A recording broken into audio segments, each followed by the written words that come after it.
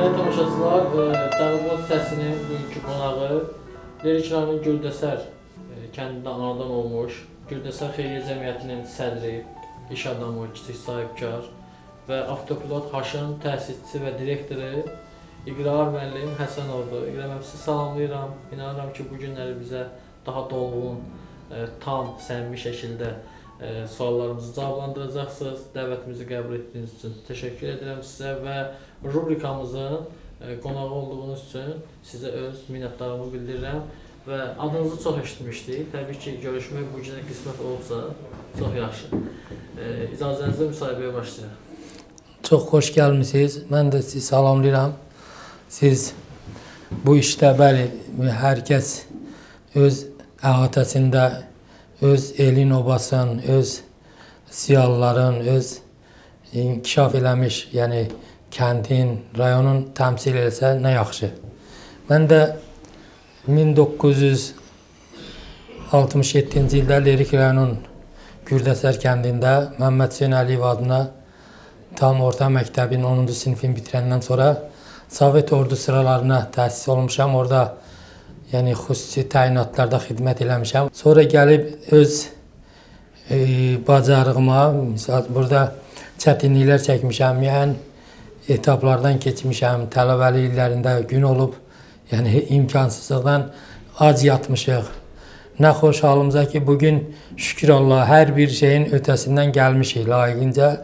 Öz alnı açıq, səmimi və düzgün hərəkətlərimizlə. Birinci növbədə insan çalışmalıdır ki, yaşadığı mühitin, ətrafın yəni yaşamını tənzimləməlidir. Misal üçün, ata-ananın hörmətini qorumalıdır. Mən nicat o yoldadır ki, bəli, birinci növbədə insan doğulduğu yeri yəni unutmamalıdır, doğulduğu yerə, elə obaya bağlı olmalıdır. Mən bugün artıq 58 yaşım tamam olub. Yəni mənim burada qıraqda nə qədər yaşamım xoş keçsə də, ancaq vətəni unutmuram. Mənim üçün doğma vətənimdir. Hər vaxt aşırı, yəni mən gedərdim imkan daxilində kəndi ziyarət eləyərdim. Ancaq baxardım günü-gündən kəndimiz boşalır, elimiz, obamız, yəni imkan olmadığı üçün imkansızlıqdan kəndi tərk edirlər. Bu da mənim könlümə dəyirdi, mənim xətrim üzülürdü ki, niyə belə olsun? Və qərar aldıq ki, kəndimiz üçün nəsə eləyək, elimiz üçün nəsə eləyək.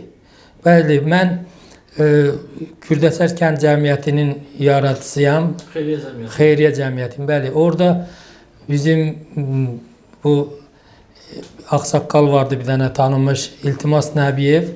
O xəstələnmişdi qəfil və nəticə etibarı ilə onun ən yaxın qohumu olan biz qohumu olduğu üçün o mənə həmişə pənah gətirərdi. Deyərdi, biz xeyrə, şərə, toya, hər yara gedəndə biz bir gedərdik. Nəticə etibarı ilə o xəstələndi və mən başladım onunla bağlı həyəcan təbili çalmağa. Düzdür, onun taytuşları ilə bir yerdə biz müəyyən qərara gəldik ki, indən belə bir çətinlik olanda biz elimizin, obamızın yanında olaq və belə insanları xilas eləyək. Neçənci ildə təhsil eləmişsiniz bu gündə? 2021-ci ildə. Nə qədər üzvləriniz var? 360 dənə üzvümüz var, düzdür. Yəni orada bu işimizi sevməyənlər də var. Yəqin ki, iş görülən yerdə nöqsanlar da olar, nöqsanımız da var. Ola bilər biz ilk dəfə başlayanda düzgün başlamamışıq. Əfsuslar olsun ki, bəli, belə adamlar zaman-zaman olub, iş görən adamı sevməyiblər. Yəni ona görə də bizdə də o var. O paxıllıq hissi mi deyim, nə bilim, belə bir hisslər var da müəyyən insanlarda. Mən ada görə yox, mən elimin inkişafı üçün mən çalışıram. İndən belə də nə qədər ömrüm qalıbsa, mən yaşamımı elimlə, kəndimlə bağlayacağım. Bizdə olan məlumata görə siz həm Türkiyədə olan zəlzələ ilə bağlı yardımlar təşkil eləmişsiniz 2023-cü ildə və ondan əlavə tək Güldəsər Xeyriyyə Cəmiyyəti yox, digər kəndlərə də əlaqələriniz var. Xeyriyyələr təşkil, xeyriyyə məqsədi ilə olan işlər təşkil edirsiniz, yol çəkilişləri eləmişsiniz. 1999-cu ildə olub Məryəm ağanın ocağına, belə məlumatım var. Bu işlərdən biraz danışardınız. Belə deyək də, insan yaşadığı cəmiyyətdə çalışmalıdır. dövlətinə, dövlətçiliyinə xidmət eləsin. Mən də o baxımdan bəli biz yaranmışıqsa biz dövlətimizi qorumalıyıq. Cəmiyyətimizdə müəyyən inkişaf mərhələsində müəyyən rol oynamalıyıq. O cümlədən bəli biz 99-cu ildə bəli bizim Mir Məyrəm Seyid Mir Məyrəm nənənin ziyarətgahına yol çətin yol idi və biz elə qərara gəldik ki, yəni mən qardaşımla elə qərara gəldik ki, texnika çağıraq, ora böyürdən bir rahat bir yol çəkək və ona da nail olduq. Sonra o yol çəkiləndən sonra təvəzzükarlıqdan uzaq olmasa da, yəni yolun şərait düzələndən sonra orada gəldik, bizim ziyalılarımız, imkanlı iş adamları gəldilər.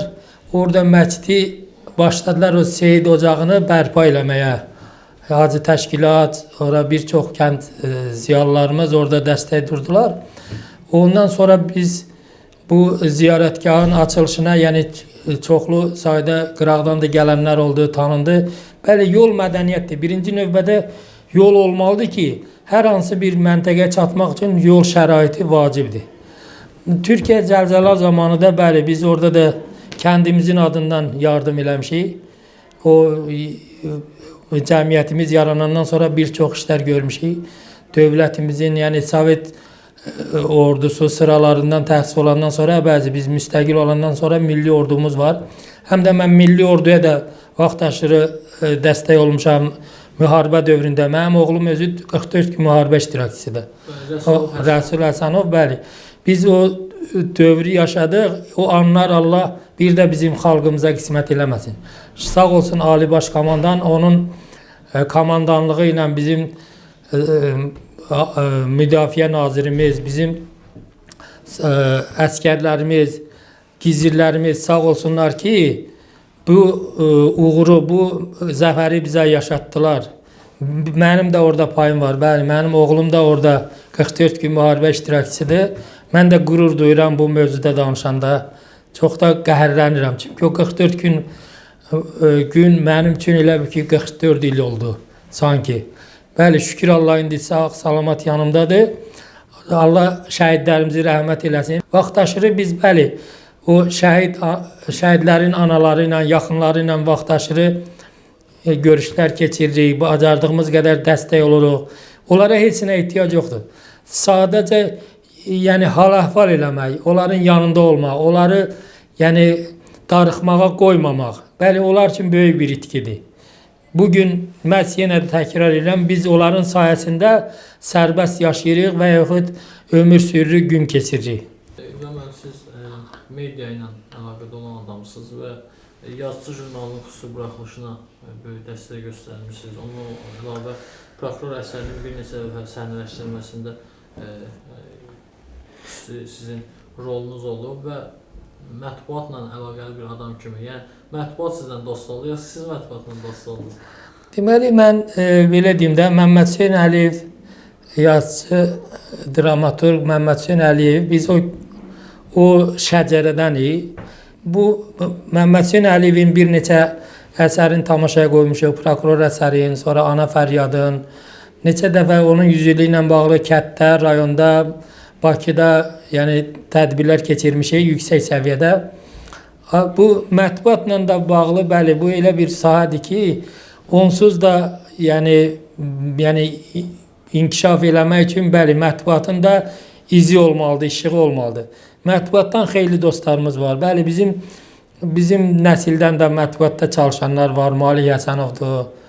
Bir çox yəni jurnalistika sahəsində kətçilərimiz var. Ancaq demək istərdim ki, mətbuat ən yaxın dostlarımdır. Mən onlarla vaxtaşırı fikir mübadiləsi aparıram. Yəni, dəstək dururam bir çoxlarına.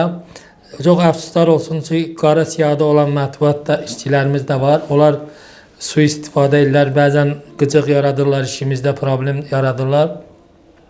Mən yaşam dövrümdən çalışmışam dövlətimizin, dövlətçiliyimizi qoruyaq. Yeni Azərbaycan Partiyanın üzvüyəm. Hal-hazırda yəni 4 övladım var. Allah bütün bağları saxlasın. 2 qız, 2 oğlan. Özümü xoşbəxt sayıram.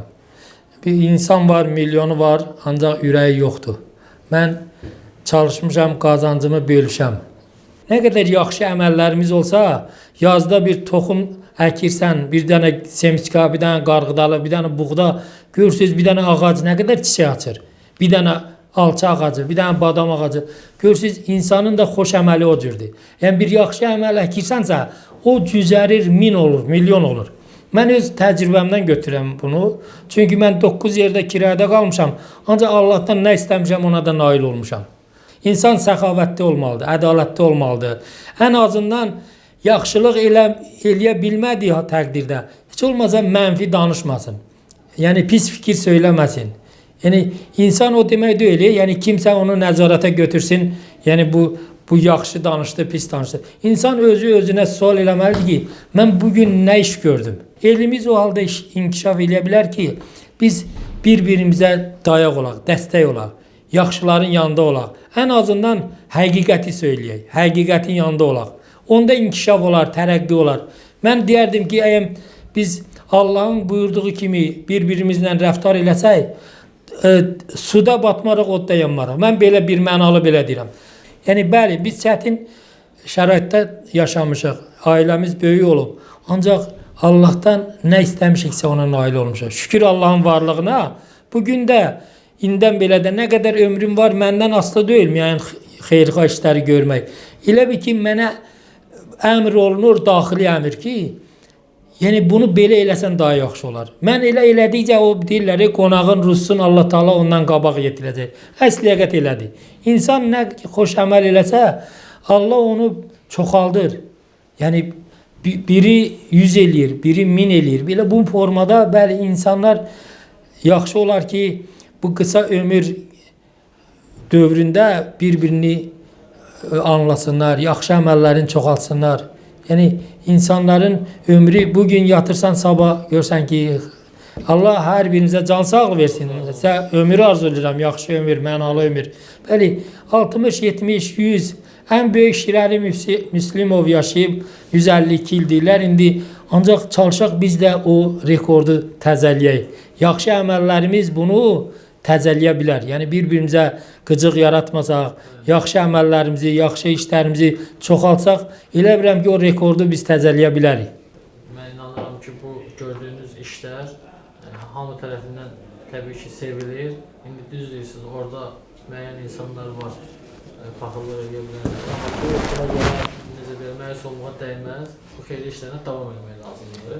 Və Cənub bölgəsinin ən səfalı və ən necə deyirlər, gözəl təbiətə, zəngin tarixə malik olan Lerik rayonu xeyli işlərində mən inanıram ki, siz bundan sonra da gözəl fəaliyyətiniz olacaq. Və son olaraq sizdən bir sual verəcəm. Hal-hazırda avtopilotun təsisçisiniz. Biraz bu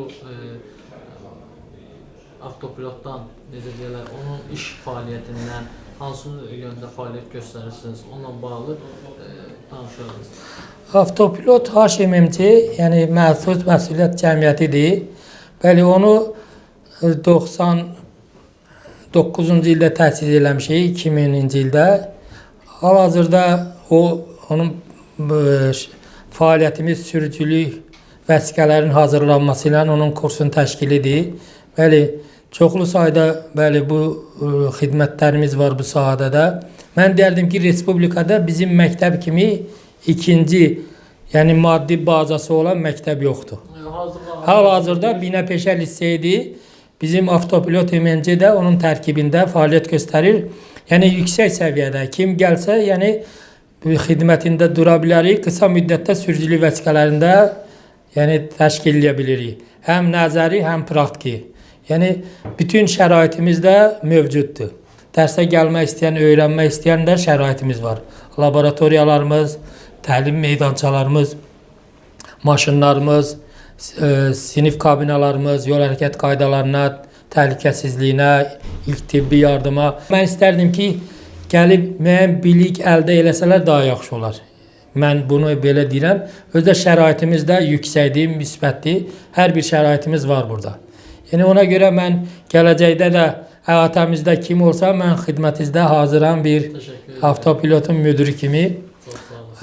O yenidən mən istərdim ki, bizim elimizin mərd oğlanları qrupu biz təzədən yaratdıq.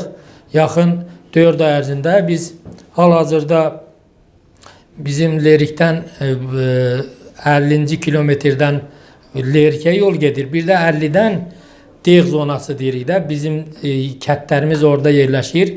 Biz qısa 4 ay ərzində balaca bir məbləğlə işə başladıq və o yolun təmirinə nail olduq. 42 dənə kətdir 50-dən sağa. O kətlərin hamısını, yəni orada Noda, Şingədlan, Xanagah yolu deyirlər, yardımlıya sərhəd. Biz o yolu bərpa elədik. Hal-hazırda əvvəl hansı ki 1 saata yolu qət elədiyimiz halda indi 10 dəqiqə o yolu başa vura bilirik. Çox gözəl bir işlər görmüşük. Sağ olsun elimizin mərd oğlanları qrupu. O qrupu da biz yaratmışıq. Orada Elşad Nədiyev var Muriyadan, Xalid Mahmud və mən İqrar Həsənov. Biz orada yığışdıq, bu mövzuda söhbət elədik. Bizim elimizin ağsaqqalları, orada yaşayanlar əziyyət çəkdiyi üçün biz qərara gəldik ki, o yolu başlayaq. Bəli, elimizin, o kətçilərimizin, elimizin, obamızın dəstəyi ilə eləmişik. Heç də biz özümüz eləməmişik. Burada biz birlik yaratdıq sadəcə olaraq və sağ olsun elimizin mərd oğlanları. Biz o qısa 4 ay ərzində rayon rəhbərliyi də sağ olsun, Əkbər müəllim xüsusən adını qeyd eləyərdim ki, Əkbər müəllim bu sahədə bizə dəstək olub. Sonra yol tikinti idarəsi müdiri Elxan müəllim texnika ilə bizə dəstək olub. Qısa müddətdə bu yolu biz ərsəyə gətirdik. Hal-hazırda getmək istəyənlər qorxmadan əvvəl maşına deyirdin gedək filan Şingədlana, boyun qaçırırdı o yolun narahatçılığından. İndi hal-hazırda qoy bilməyənlər də bilsin. O yolumuz bəli, heç də asfaltdan geri qalmır. Düzdür, çınqıl örtüyü ilə düzəltmişik, katoklamışıq, qredirləmişik. Demək istəyirəm ki, hal-hazırda rahat şəraitdə, rahat şəkildə biz o yolları, o kətləri gəzib dolana bilərik. Çox gözəl. Sonda deməli, İbrahim müəllim, biz hər zamanki kimi mövzumuza uyğun olaraq, Cənubun səsi olaraq Azərbaycanın heç bir bölgələri bölmürük və heç bir müxalif fikrimiz yoxdur. Yalnız Cənub bölgəsini təmsil etdiyimiz üçün İlqar müəllimə buradan son olaraq demək istəyirəm ki, İlqar müəllim Cənublulara sonda nə demək istəyir?